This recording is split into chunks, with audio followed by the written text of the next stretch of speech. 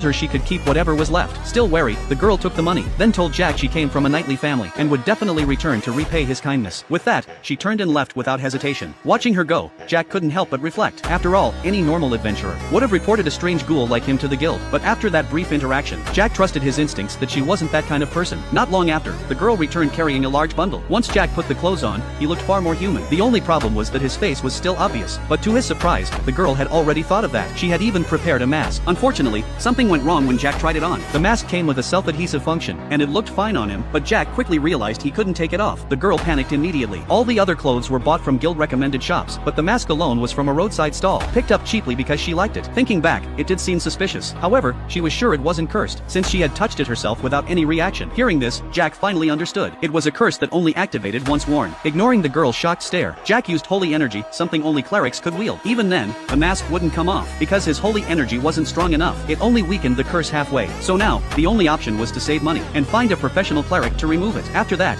Jack and the girl boarded a carriage back to town. Soon, they arrived at the city gates, but Jack hesitated to enter. Everyone here knew him, and showing his old adventurer ID would expose everything. Seeing this, the girl suggested using a side gate, a route rarely used by others. This time, Jack hesitated again. After all, he was still a monster. If she got caught bringing him in, she could lose her adventurer status. But the girl said Jack had saved her life, and she was willing to bear any consequences. Hearing that, Jack couldn't refuse any longer, so he followed her to the side gate. He thought his old adventurer ID would be enough to get him through, but his strange appearance still drew the guard's attention. The girl quickly explained that Jack had been disfigured fighting monsters, so he bought a mask to cover it, only to accidentally buy a cursed one. That couldn't be removed no matter how hard they tried. She even asked the guards to try pulling it off themselves. No matter how much force they used, the mask didn't budge at all. Seeing this, the guards had no choice but to let Jack pass. Once inside the city, the girl asked Jack what he planned to do next, but unexpectedly, after a carriage passed by, Jack vanished. He left because he didn't want to drag her down. He decided he would apologize once he looked more human again. After leaving, Jack went to a friend's house. He knocked for a long time with no response, so he pushed the door open himself, only to find his friend fast asleep inside.